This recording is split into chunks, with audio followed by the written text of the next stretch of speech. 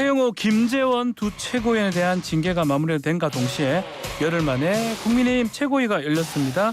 김기현 대표는 최고위원 징계 관련해서 국민께 송구하다는 입장을 밝히면서 고개를 숙였는데요.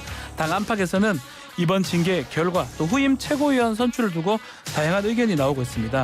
징계 과정과 그 이후 국민의 상황 등 전국 현안에 대해서 천하람 위원장의 이야기 들어보겠습니다. 위원장님 나와 계십니까? 네, 안녕하세요. 순천의 천하람입니다. 순천의 천하람 위원장님, 순천에 계십니까? 네네, 순천에 있습니다. 네, 이준석 전 대표도 순천에 있다고 하던데요.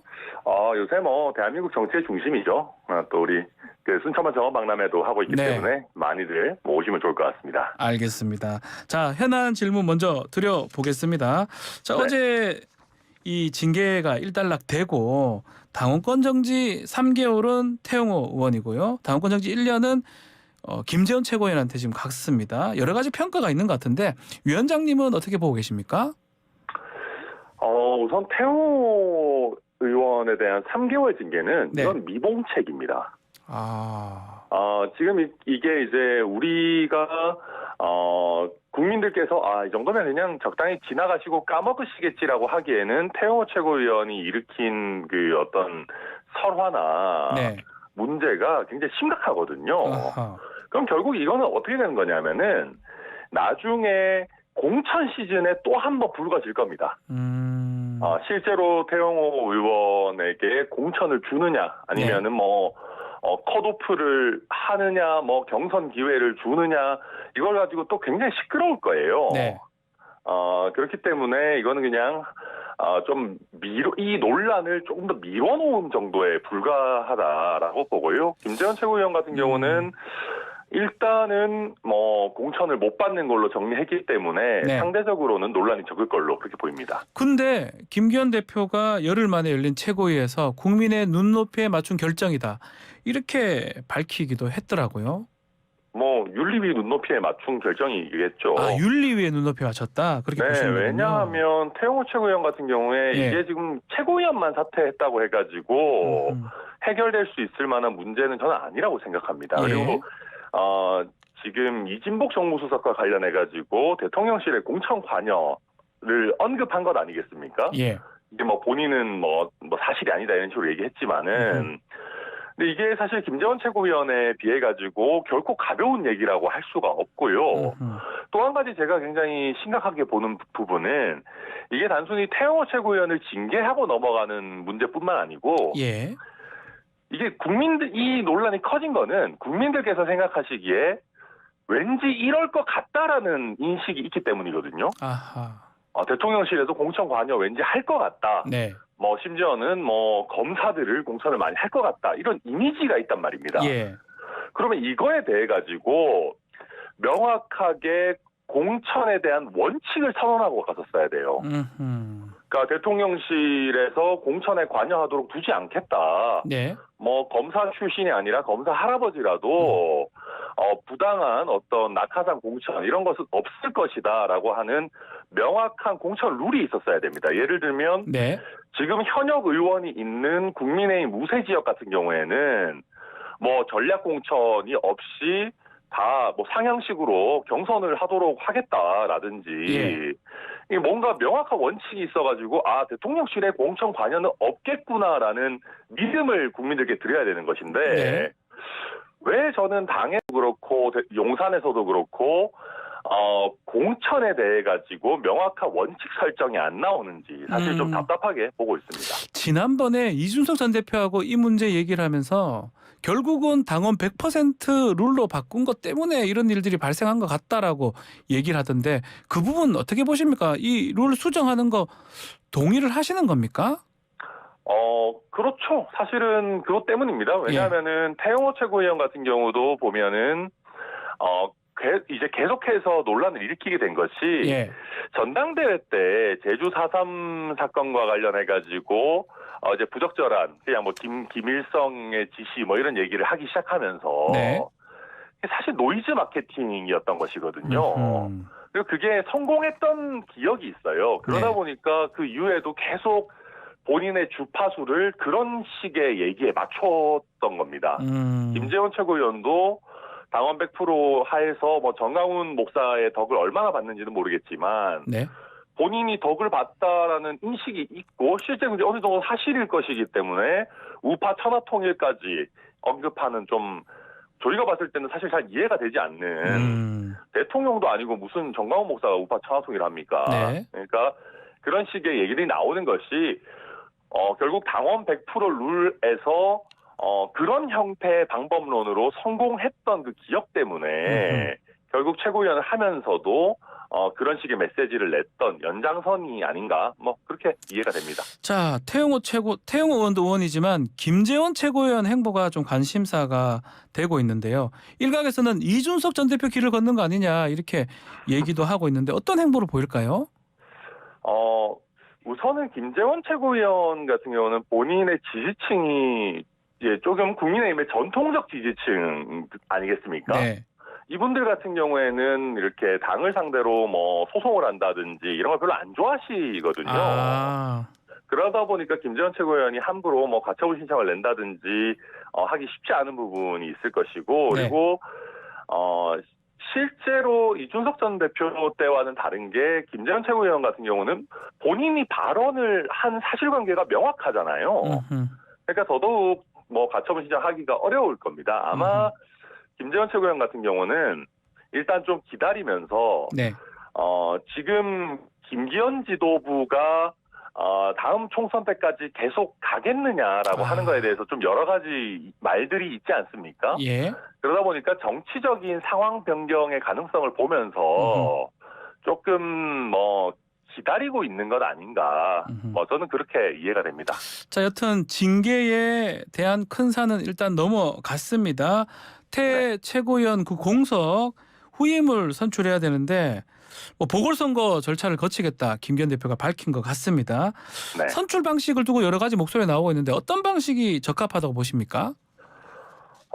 저는 이런 논의는 사실 뭐 무의미한 것이 어차피 이게 뭐 여러 명이 출마를 하게 되면은 뭐 당연히 선거를 거쳐야 되는 거 아니겠습니까? 전국위원회에서 하는 겁니다만은 그래서 저는 뭐 꼭 누구 하나를 뭐 당의 주류 뭐 소위 친윤계에서 골라가지고 뭐 찬반 투표를 하는 형태보다는 네.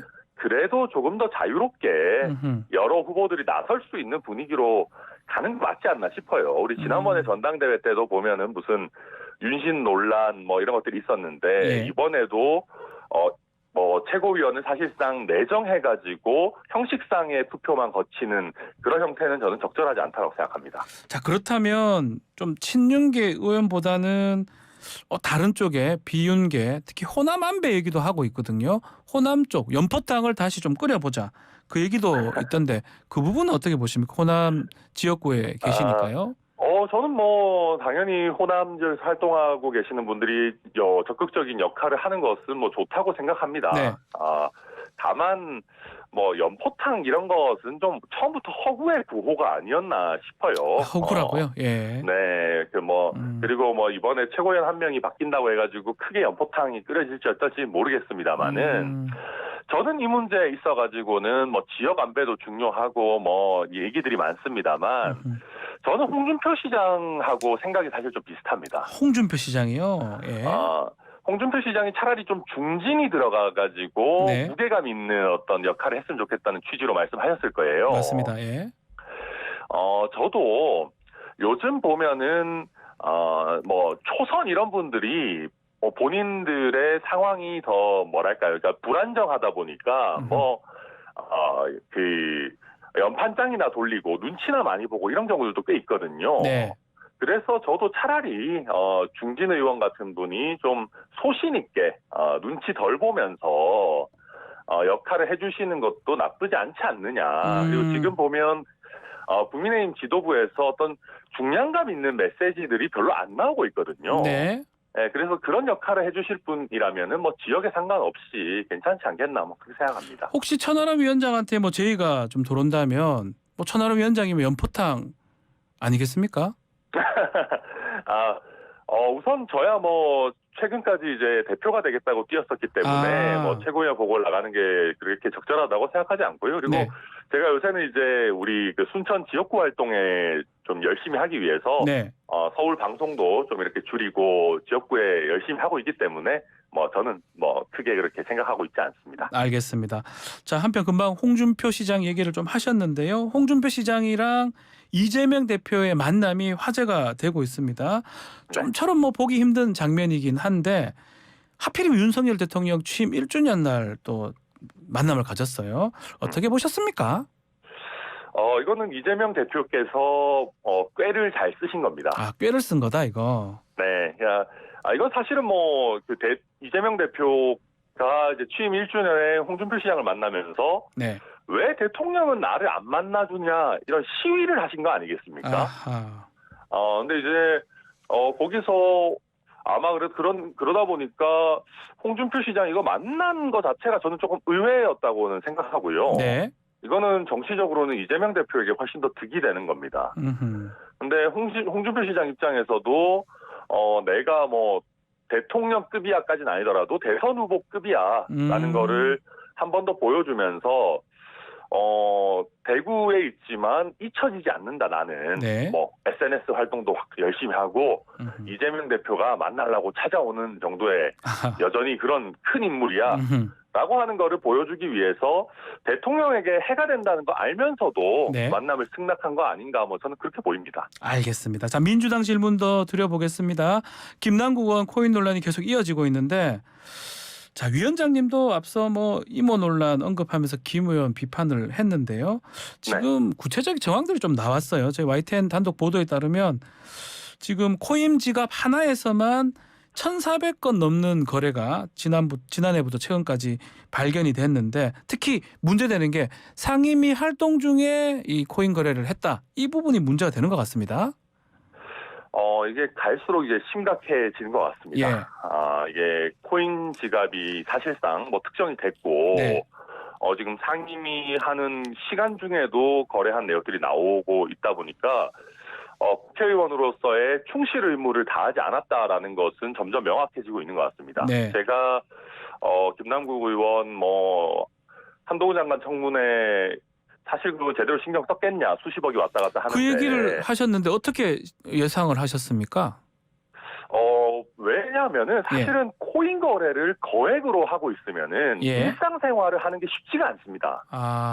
우리 사실 알지 않습니까? 이게 이제 주변에 코인 열풍일 때 보면은 코인 시장은 주식과 다르게 마감이 없잖아요. 네. 24시간 돌아가다 보니까 약간 좀 이거에 너무 과몰입하게 되는 분들을 저도 주변에서도 보고 그랬는데 김남국 의원 같은 경우에는 투자 규모가 정말 어마어마했기 때문에 당연히 그 본인의 본업에 집중하기 어려웠을 거다라는 제가 추정을 했었는데 이게 이제 단순히 추정이 아니라 실제 거래 내역을 보니까 단순히 평일에 밤에 새벽 시간 이럴 때 했다 이런 수준이 아니고 이거는 거의 상임위 회의 시간에 했다라는 것까지 나오고 있으니까 이건 좀 제가 봤을 때는 굉장히 좀 심각한 문제고 또 김남국 의원이 초기 대응이 굉장히 잘못됐잖아요. 본인의 잘못을 겸허히 인정하기보다는 무슨 한동훈 장관 때문이다 이런 식으로 갔었기 때문에 점점 여론은 더 악화될 걸로 그렇게 보입니다. 자, 계속 이런 의혹이 나오고 있는 그런 상황인데 어떻게 해야 됩니까? 정치적 책임도 져야 된다고 보십니까? 이게 지금 민주당에 주는 타격이 저는 돈봉투 의혹보다 오히려 더 크다고 보거든요. 이거는 그냥 너무 이게 이제 정치적으로 봤을 때 의혹이 굉장히 단순합니다. 그리고 굉장히 이게 관심이 가는 이슈거든요. 그래서 저는 민주당에 끼치고 있는 해악이 이제 엄청나게 크다고 보여지고, 그리고 지금 김남국 의원이 당에다 소명하겠다라고 하면서 구체적으로 본인이 자금 출처가 어떻게 되고 언제 얼마에 사고 얼마에 팔았고 이런 것들에 대한 정보 공개 핵심적인 내용을 지금 안 하고 있거든요.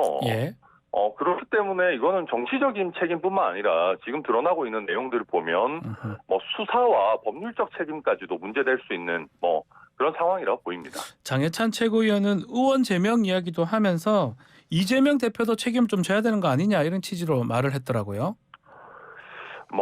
제가 봤을 때는 아마 탈당 같은 정치적인 책임은 져야 되는 국면으로 접어들고 있는 것 같고요. 예. 의원직 제명까지 갈 것이냐는 어느 정도는 수사 결과나 조금 더 사실관계들을 봐야 되고, 만약에 정말로 어떤 그 업체와의 어떤 관련성이나 네. 내부자 정보가 드러나거나 코인을 협찬받은 것이었다거나 예. 정말로 이해상충 행위가 있었거나 예. 이렇게 된다면은 저는 의원직 제명까지도 검토할 수 있는 그런 사안 아닌가 그렇게 보입니다. 앞서 검찰에서 아니면 정치자금법 위반으로 압수수색 영장을 청구를 했다라고 하는데 기각이 되긴 했지만요. 네. 그 부분도 좀 연관이 돼 있고, 민주당 차원에서 진상조사단 이게 충분한 조사가 될 수 있을까요? 사실 할 수 있는 부분들도 꽤 있습니다. 네. 업체와의 유착 관계나 내부자 거래 이런 것까지 밝혀내기는 쉽지 않겠지만은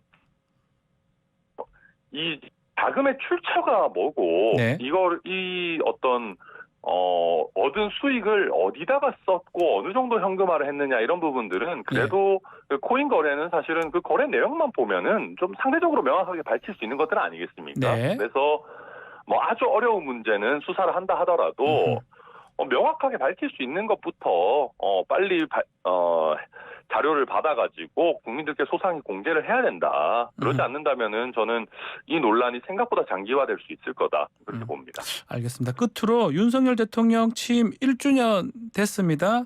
혹시 기억에 남는 장면 있을까요? 위원장님 입장에서? 저는 되게 좋았던 장면은 네.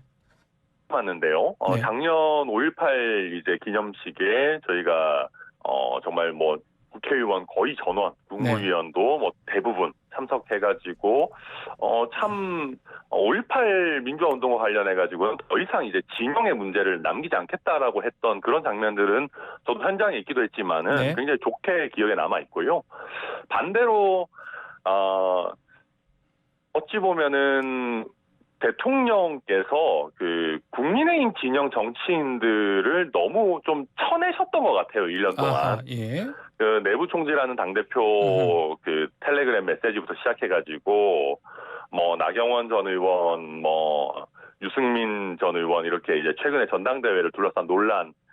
그러면서 어찌 보면은 우리 대통령 지지층이 점점 줄어들었던 거 아닌가. 좀 그거는 사실 굉장히 1년간 큰 아쉬움으로 기억에 남습니다. 알겠습니다. 좀 전에 우리 김남국 의원의 코인 지갑이라고 했는데 코인 지갑으로 추정되는 부분입니다. 아직까지 확정된 게 아니라서 추정되는 부분으로 다시 정정을 좀 해보겠습니다. 네, 정정하겠습니다. 예, 짧게 2년 차에는 어떤 모습 보이면 좋겠습니까? 야당과의 어떤 협치 이런 것들도 좀 늘어나야 좀 될 필요하다. 거겠지만은 그것보다는 일단 여당 내에 있는 자원들을 좀 더 잘 쓰자. 이거 여당도 잘해라. 예, 홍준표 시장하고도 척지고 예. 이준석, 유승민, 나경원, 안철수 이런 사람들 다 버리고 네. 하면 소는 누가 키웁니까? 누구랑 같이 정치합니까? 같이 좀 하자. 더, 예. 이렇게 좀 같이 정치하는 그 폭을 점점 더 넓혀갔으면 좋겠다 그런 생각입니다. 알겠습니다. 자, 오늘 말씀 여기서 마무리를 하겠습니다. 감사합니다. 네, 감사합니다. 천하람 국민의힘 순천갑 당협위원장과 함께했습니다.